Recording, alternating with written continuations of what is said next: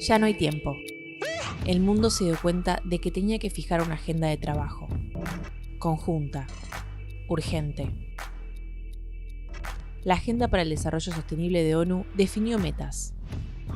Eliminar la pobreza, el hambre, frenar el cambio climático, redistribuir la riqueza. 17 objetivos. El tiempo para cumplirlos es ahora. ¿Cuál debería ser la agenda del Congreso para lograrlos? Congreso 2030. Capítulo 3. Vida sana y bienestar. Según la ONU, entre 2000 y 2016, la esperanza de vida a nivel mundial aumentó en más del 8%. Sin embargo, sigue estando profundamente influenciada por los ingresos. En el mundo, más de 5 millones de niños y niñas mueren cada año. En Argentina, las enfermedades crónicas no transmisibles representan más del 75% de las muertes y afectan predominantemente a la población más vulnerable. Mientras que 6 de cada 10 adultos y adultas tienen sobrepeso u obesidad. De la misma forma, en nuestro país hay 1,6 millones de personas con Chagas y se estima que 136.000 viven con VIH. Hoy vamos a hablar con Mario Rovere sobre los desafíos que tiene la Argentina para garantizar una vida sana. Mario Rovere es médico sanitarista y docente. Ejerció diversos cargos en la Administración Pública Nacional.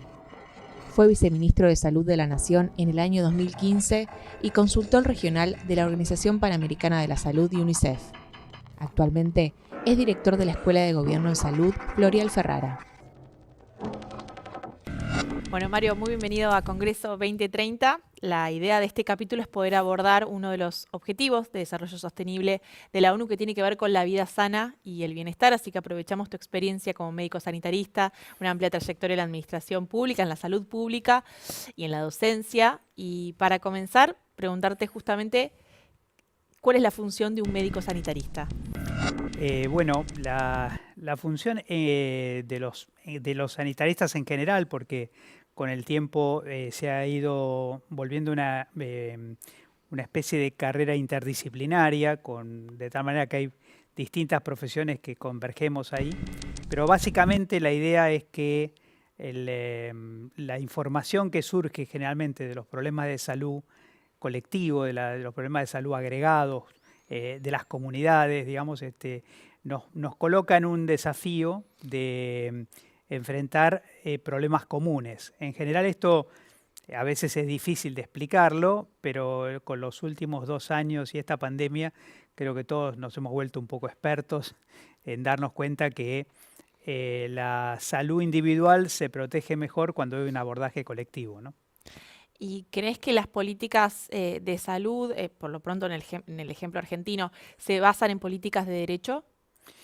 Bueno, en general la idea de la incorporación de derecho a la salud es una incorporación progresiva, lenta, digamos, porque hay un juego, digamos, la política se basa mucho en opciones.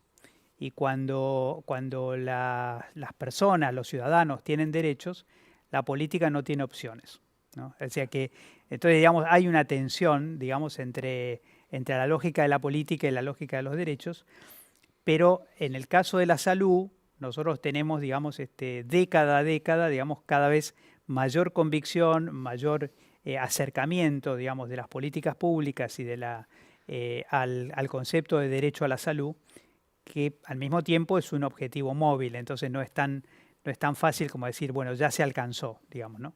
Así que hay progresivamente una noción de derechos por detrás de la salud pública. Y recuerdo haber visto en conferencias que has dado, vos mencionabas la matriz filantrópica que existe también a la hora de pensar el acceso a la salud. Sí, totalmente. Digamos, la noción de gratuidad, especialmente en el sector público, tiende a confundirse. Y la confusión es tanto de la población como de algunos trabajadores de salud que imaginan, digamos, primero que los servicios son verdaderamente gratuitos, cuando en realidad los servicios gratuitos son prepagados por la propia población a través del sistema de impuestos. El sistema de impuestos ni siquiera es progresivo, más bien es regresivo porque en relación a sus ingresos pagan más quienes menos tienen, sobre todo con el impuesto al IVA, el valor agregado. Entonces, digamos, la población que se atiende en el sector público pagó y sobrepagó los servicios que recibe. Claro. Sin embargo, el propio personal de salud se comporta como si la población tuviera que estar agradecida, como si fuera una donación. Y esto viene del origen, porque en realidad antes de ser públicos, los servicios fueron primero religiosos y luego de esta especie de religiosidad laica, que fue la filantropía, la sociedad de beneficencia. En algún sentido, en última instancia, no hemos salido de ahí, digamos, en algunos rasgos culturales de los servicios de salud. Y a la hora de pensar, digamos, el acceso propiamente dicho a la salud, se contemplan, me imagino, muchos pasos, ¿no? Más allá de la consulta. Ese sería un punto y el acceso comprendería otros aspectos. Bueno, nosotros creemos que el derecho a la salud tiene varias dimensiones, digamos, por lo menos tres. Digamos, la que todo el mundo ve y lo hace sinónimo es como el derecho a la atención, ¿no? O sea, el derecho de, yo tengo un problema de salud, me atiendo, digamos. Pero resulta que hay problemas de salud que no deberían haber ocurrido. Es decir, que aunque yo tuviera una buena atención, supongamos, digamos que, no sé, por decirlo de alguna manera, hay un niño en situación de calle que está a 5 cuadras del Garrahan, ¿no? Bueno, no tiene derecho a la salud porque aunque tenga acceso inmediato al Garrahan, se va a enfermar de cosas por estar en la calle, Claro. ¿no? Entonces hay una primera dimensión que es que el Estado, la sociedad, digamos, en forma conjunta debemos, favorecer, evitar que los riesgos ocurran y en consecuencia hay cosas que son absolutamente evitables. Las que no se pueden evitar o no se han evitado van a tener atención, digamos, y cuando esa atención es equitativa y es igualitaria para todos, habrá ahí también derecho. Pero hay una tercera dimensión todavía, que es la distribución del saber y de la capacidad de decidir, porque muchas veces el conocimiento en salud, que son en realidad las capas medias, profesionales, digamos, tenemos las últimas novedades en salud, tardan mucho en difundirse a los sectores populares, digamos, ¿no? Y entonces ahí también puede haber una falla en el derecho a la salud porque ni el conocimiento ni la capacidad de decidir están equitativamente distribuidas. Así que el derecho a la salud tendría estas tres dimensiones: el derecho a la atención, el derecho a la protección de los riesgos y el derecho al acceso al conocimiento.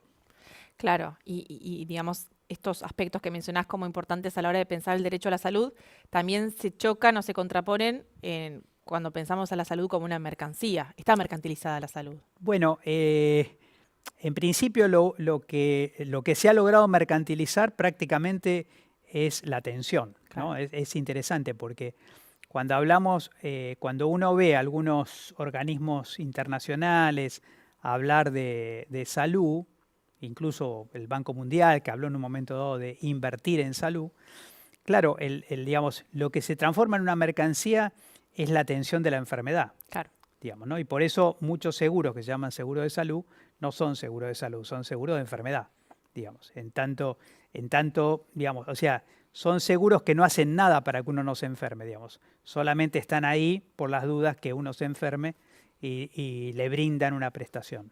Bueno, el carácter fundamental de la prevención, ¿no? Que podría desestresar muchísimo. Sí.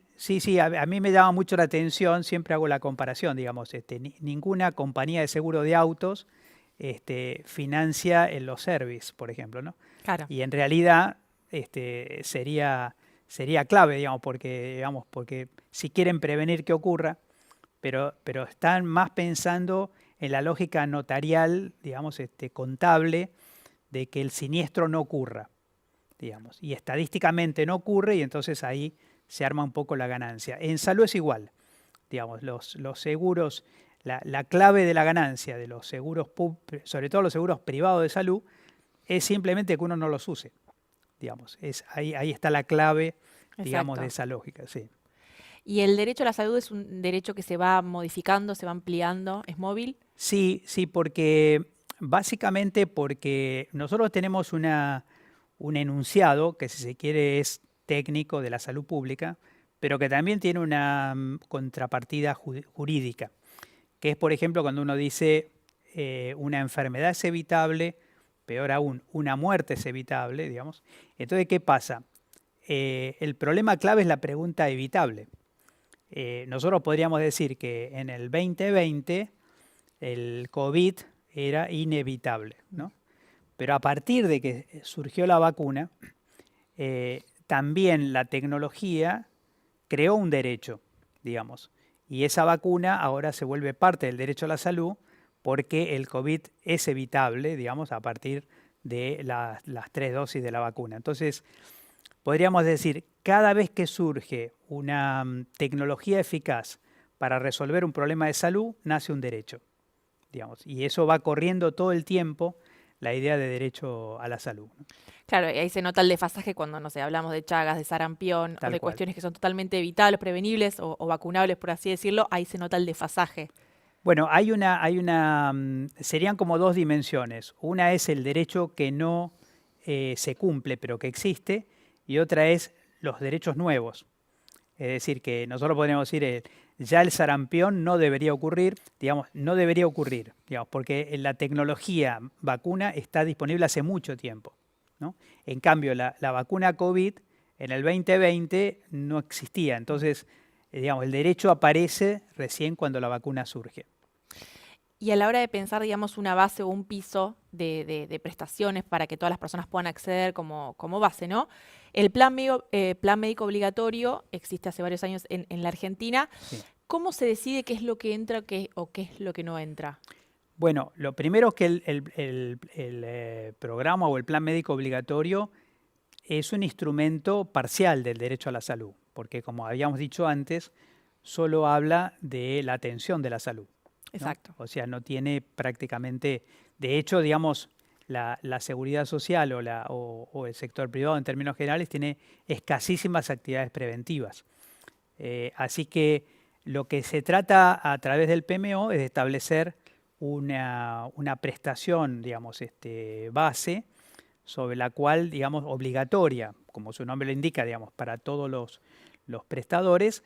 Y la dinámica es una dinámica controversial, porque de hecho ha sido objeto de debate, sobre todo en el gobierno anterior, cuando se quiso poner una agencia de evaluación de tecnología, cuyo objetivo primario era tratar de evitar justamente que el Congreso de la Nación, digamos, a través de leyes, pudiera incorporar prestaciones al programa médico obligatorio. Entonces, el plan médico obligatorio, uno de los que lo mueve, digamos, es el propio Congreso de la Nación. Y eso es todavía una potestad, digamos, todavía quiero decir, ojalá siga siendo una potestad del Congreso, pero que preocupa mucho porque cambia le cambia las cuentas a las prepagas y a las obras sociales, ¿no? Claro, porque la ampliar prestaciones obliga, digamos, a las prepagas, por ejemplo, a Exacto. cubrir más necesidades. Totalmente, totalmente. ¿Y cómo ves las actualizaciones legislativas? Bueno, la verdad es que, por supuesto que hay digamos, un criterio, una sabiduría, digamos, digamos, que el Congreso tiene que tener en términos de tratar de no generar situaciones absolutamente inabordables, digamos, ¿no? Claro. Que pasa a veces, en el legislativo también pasa con el judicial, porque muchas veces los jueces, digamos, hacen rápido caso a casos de enfermedades muy raras o de costosísimo cobertura, sin tener en cuenta que a veces el acceso a la salud no es equitativo, pero el acceso a la justicia es más inequitativo todavía. Entonces, los que llegan generalmente son los que menos necesitaban, digamos, y a veces pueden destruir las cuentas de una obra social, por ejemplo, ¿no?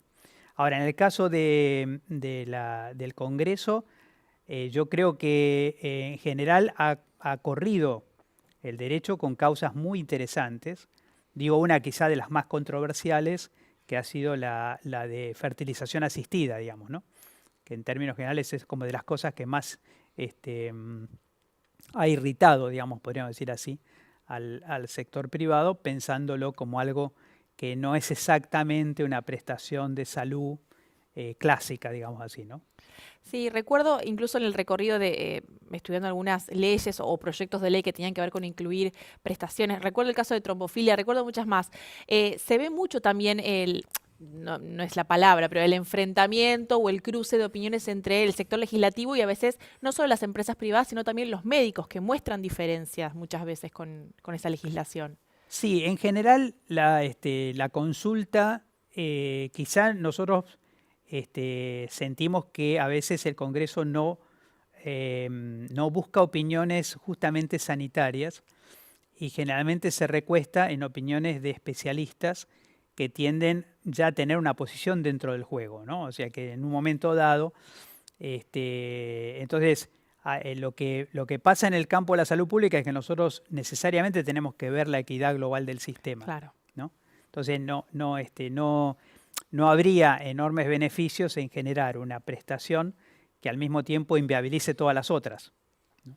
Claro, se Así tiene que empezar a gran escala porque es salud pública. claro, claro. Ahora también es cierto que, y yo creo que ahí hay algo muy meritorio, digamos, del Congreso, que es que en algunos casos ha sido un constructor de nuevas ciudadanías. Porque, digamos, si una persona o un conjunto de personas, digamos, tiene, por ejemplo, no sé, problemas, digamos, de una enfermedad que requiere una asistencia especial, la cobertura que le da el Congreso, digamos, a partir de una ley, le configura una ciudadanía especial, digamos, como puede ser el caso de diabetes, digamos, o puede ser el caso de enfermedades que requieran una alimentación especial, digamos, o que requieran La celiaquía que está la regulada. celiaquía claramente, digamos, que además que tiene una necesidad de protección específica, porque todos los productos que consume tienen precios inexplicables, digamos así, ¿no? Exacto. Sí. Sí, pienso también en este choque, ¿no? Entre lo general y lo particular, o bueno, sí, choque conceptual al menos. Han pasado también iniciativas que tienen que ver, por ejemplo, con la esclerosis lateral amiotrófica, que es una enfermedad rara, pero también aquellas personas, lo que vos decías, ¿no? Buscan ciudadanía, buscan ser reconocidas dentro del sistema de salud.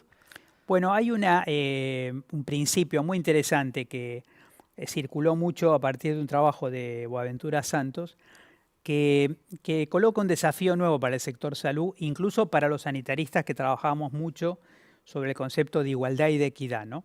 Que es, él plantea, digamos, el derecho a ser iguales cuando la diferencia te inferioriza, pero el derecho a ser diferentes cuando la homogeneidad te desnaturaliza, ¿no? Entonces a mí me parece que en el campo de la salud pública, y yo participo un poco también en la formación de nuevas generaciones de salubristas, sanitaristas, estamos muy retrasados en el derecho a ser diferentes.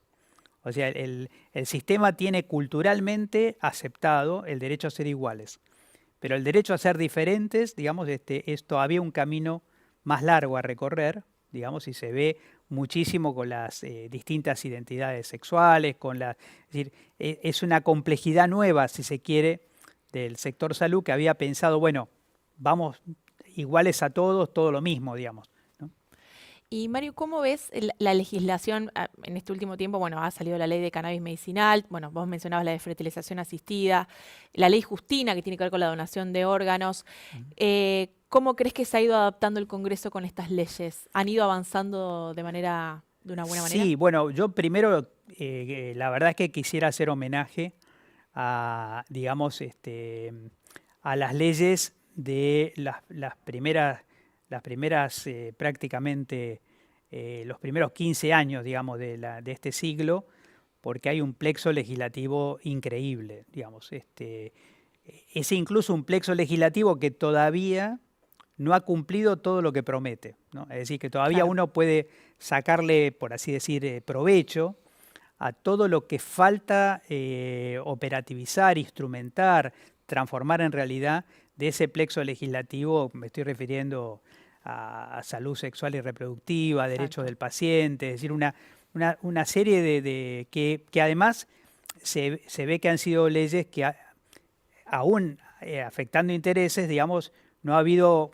capacidad de revertirlas, o sea, están ahí presentes, digamos, como parte digamos, del capital cultural y legal, digamos, que la sociedad argentina ha incorporado. En lo presente me parece que se ha avanzado, digamos, en esta lógica de derechos sobre algunos aspectos específicos y yo también creo que hay que agregar la ley de IVE, digamos, ¿no? La de interrupción voluntaria del embarazo. A mí me parece Totalmente. que es un cambio Paradigma. es un paradigma porque además, digamos, se instala en una forma de avance en términos de perspectiva de género que la Argentina en ese sentido se ha puesto súbitamente a liderar en América Latina.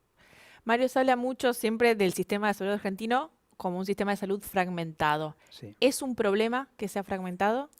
Yo creo que sí, es un problema porque fundamentalmente porque establece pisos diferentes de ciudadanía en lo que hace a la atención de la enfermedad, ¿no? Esto es importante señalar porque el sector público, por ejemplo, o sea, cuando uno empieza a ver si segmentamos la población según el tipo de cobertura que tiene, incluyendo el sector público, podemos ver enormes diferencias, por ejemplo, en cuál es la inversión por habitante que tenemos, digamos, en las prepagas, en las obras sociales, en unas obras sociales respecto a otras, en el sector público, en distintas provincias del sector público. O sea que empezamos a ver toda una gradación según el cual el problema no es solamente la fragmentación, sino es una fragmentación con inequidad en la distribución de los recursos. Así que ese es un problema. Otro problema importante es que el sector público subsidia fuertemente al sector privado y de la... Que ya recibe el dinero, digamos, de los... Claro, o sea que, por ejemplo, para darle un par de datos de referencia, el tema, digamos, las ART, digamos, no están cubriendo la primera atención de cualquier accidente de trabajo es en el hospital público. Lo mismo pasa con los accidentes de tránsito. La lógica de, digamos, el dato cierto que tenemos, es un dato muy impactante, de cada 5 mujeres que tienen cobertura de seguridad social o prepaga, digamos, una va a tener su parto en el hospital público. Y asumimos que el parto no es una urgencia, o sea, una Claro. elige ir al sector público. ¿Por qué una de cada 5 mujeres que tienen cobertura, eligen ir al sector público? Eso es un gran analizador del volumen de subsidio que el sector público le hace a los otros sectores. Entonces, se parece Claro. empobrecido relativamente, pero en parte es también, digamos, porque no hay transparencia de subsidios, digamos. Vos antes mencionabas, ¿no? La pandemia, lo que ocurrió, sigue ocurriendo, pero bueno, hemos avanzado con el plan de vacunación, por suerte, que en los debates o cuando se habla de la pandemia se ha hablado muchísimo acerca de cómo se puso sobre la mesa las desigualdades, las inequidades, por ejemplo, a la hora de pensar las vacunas, el acceso a las vacunas, a la salud, mismo hasta el acceso al agua potable para lavarse, higienizarse las manos. Claro. Son las reflexiones que han sido más comunes. Vos personalmente, ¿qué reflexiones has tenido con respecto a la pandemia? Bueno, nosotros tenemos, no estoy muy seguro, quizás si estoy hablando algo a nivel de país, pero por lo menos seguro a nivel de la provincia de Buenos Aires, todos lo que llamamos los determinantes, digamos, abonarían, como ha pasado claramente en Estados Unidos, a que necesariamente, digamos, hay sectores sociales que tendrían que haberla pasado peor en relación al tema de la pandemia, digamos. No ocurrió.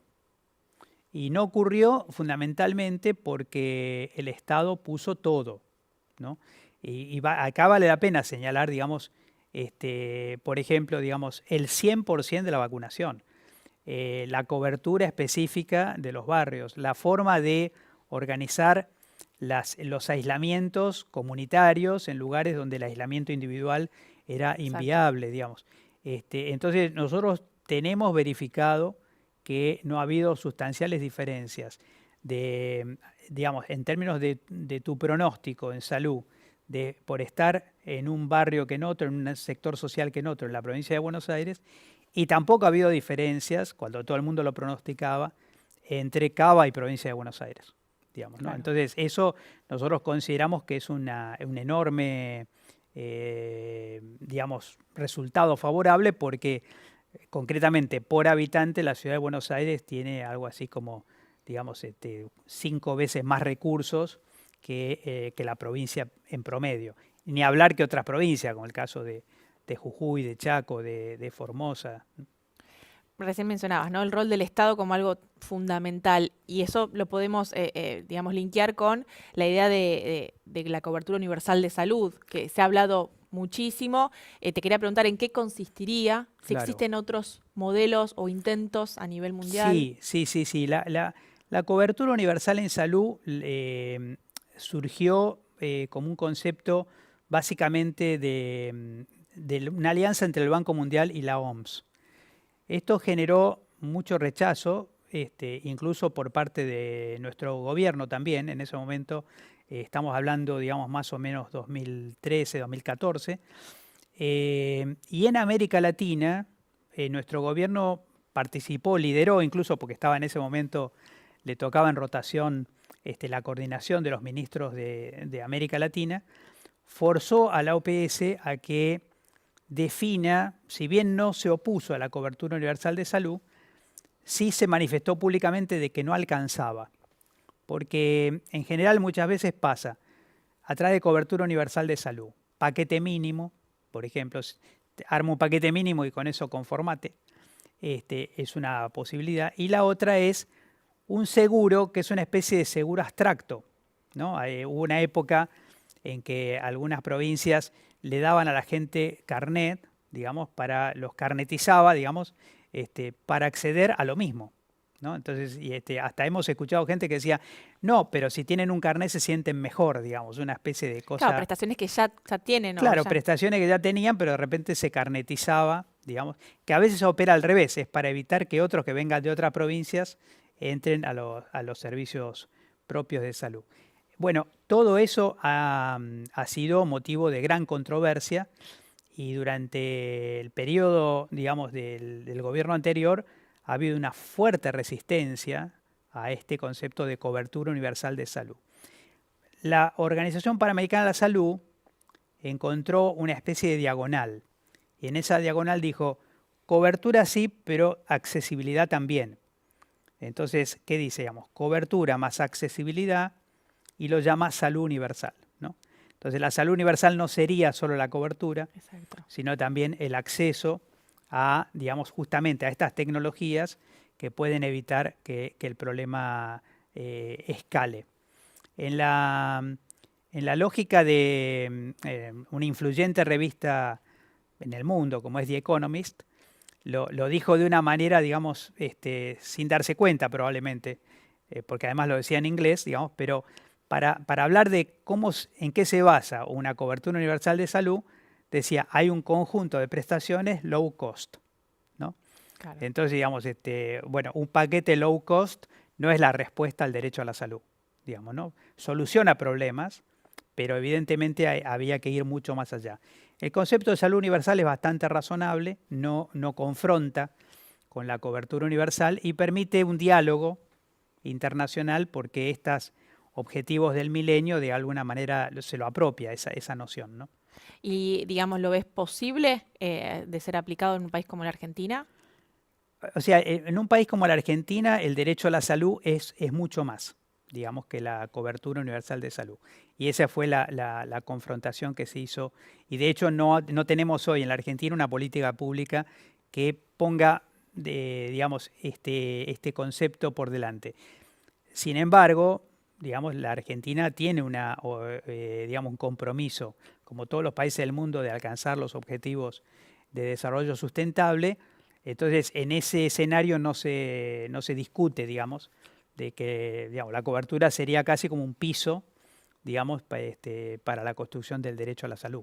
Claro, muchas veces recuerdo, no sé si fue un debate del año pasado, pero cuando se habló, se soslayó en algún momento la cuestión de unificar o este sistema fragmentado, se encendieron las alarmas quizás, o por pensar que estaba en contraposición con esta mercantilización, o los sistemas privados, vamos a decirlo, de salud. Sí, claramente. Ahí el concepto que que salió a circular, que es muy importante para nosotros, yo creo que es el de Sistema Nacional Integrado de Salud.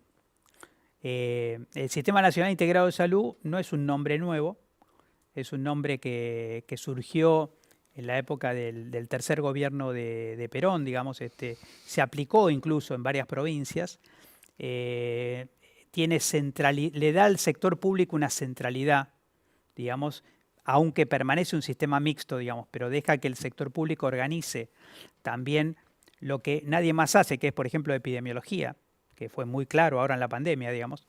O sea que el sector público no solamente fue parte de la respuesta, fue el que organizó la respuesta de todos. Exacto. Con esa experiencia, la idea es avanzar hacia un sistema nacional integrado de salud, y la pregunta de por qué nacional es porque en este país la salud pública es federal, digamos, Exacto. pero la seguridad social es unitaria, digamos. Entonces es imprescindible articular la seguridad social con el sector público y, por supuesto, el sector privado, las prepagas, etcétera, ¿no? Mario, para finalizar me gustaría preguntar, ¿cuál crees que debería ser el rol del Congreso, los desafíos del Congreso para estos años, para poder garantizarle a más argentinos y argentinas el derecho y el acceso a la salud? Bueno, a mí me parece que lo primero que hay que preguntarse, digamos, es cuánto la pandemia nos retrasó, y creo que efectivamente nos ha retrasado, lamentablemente, no solo la pandemia, sino también el regreso de la guerra, digamos, como un escenario amenazante en este contexto, que ya influye sobre los precios domésticos, digamos así, pero también cuánto la pandemia nos ha hecho acelerar. Y creo que una de las cosas que más irrita en el mundo, digamos, es el regreso del Estado, ¿no?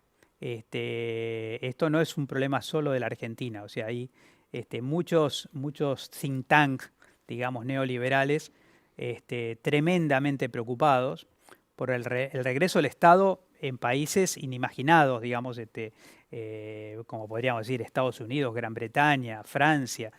Entonces, ¿por qué? Porque la salud pública y el rol del Estado por casi 15 años ha venido siendo apaleado, digamos. Entonces, este retroceso, este regreso del Estado, después de la respuesta a la pandemia, nos vuelve a dar expectativa de que quizás se vuelva un acelerador, digamos, y el Estado no es el Ejecutivo, digamos, el Estado son todos los poderes del Estado, ¿no?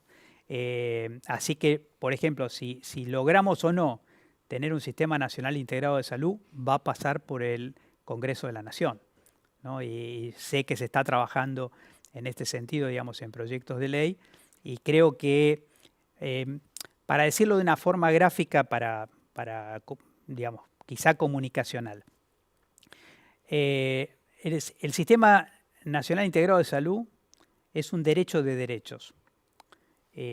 Lo trato de explicar muy brevemente. Supongamos que yo tomo, no sé, la ley de IVE, digamos, y me lo llevo en este momento a un país muy organizado, como podría ser Gran Bretaña, digamos. Si yo internalizo esa ley en Gran Bretaña, se conversa, digamos, con 15 personas que toman decisión y esa ley es aplicada en todo el territorio de Gran Bretaña. Si yo llevo esa misma ley, la llevo, por ejemplo, a un país hiperfragmentado, como podría ser el caso de Colombia, digamos, lo que va a pasar es que para que el derecho de las mujeres a esa ley se concrete, cada mujer tiene que contratar un abogado, claro, digamos, porque el sistema es tan fragmentado, digamos, que ellos consiguen prestaciones a veces con lo que llaman tutela, que serían como nuestras cautelares, digamos, porque el sistema está totalmente atomizado. Entonces, yo diría que todos quienes han luchado por derechos específicos en el campo de la salud, deberíamos involucrarnos en la discusión del Sistema Nacional Integrado de Salud, porque es la única garantía de que el derecho, los que ya tenemos, los que ya hemos conquistado, les llegue a todos. Muchísimas gracias, Mario. Por favor, al contrario.